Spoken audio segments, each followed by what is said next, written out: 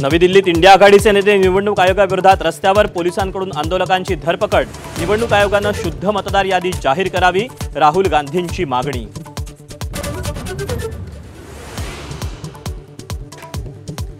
देशात लोकशाहीची हत्या, मतांची चोरी लपवण्यासाठी भाजपचे प्रयत्न। उद्धव ठाकरेंचा हल्लाबोल, तर जनादेश धुडकावणाऱ्यांनी आम्हाला शिकवू नये, मुख्यमंत्री देवेंद्र फडणवीसांचा पलटवार।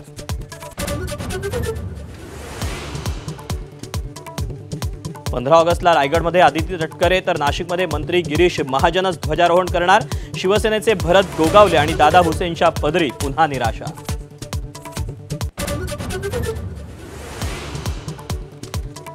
फेकलेले तुकडे घ्यायचे नाहीत अशी वडिलांची शिकवण। गोपीनाथ मुंडेंच्या पुतळा अनावरण प्रसंगी पंकजा मुंडेंचं फडणवीसांसमोर वक्तव्य। संघर्ष आणि कारस्थान हे वारशानंच मिळाल्याचं प्रतिपादन।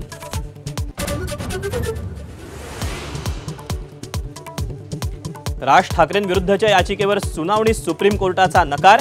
याचिका प्रचार आणि प्रसिद्धीसाठी असल्याचा ठपका। राज ठाकरे अमराठी लोकांविरुद्ध द्वेष पसरवत असल्याचा आरोप करण्यात आला होता।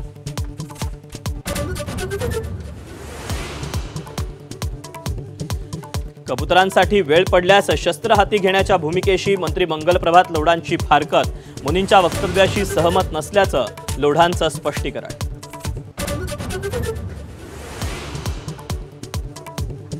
गणेशोत्सव काळात मुंबईमध्ये डीजेला बंदी। न्यायालयाच्या आदेशाचं उल्लंघन केल्यास संबंधित मंडळांवर कायदेशीर कारवाई करण्याचा इशारा।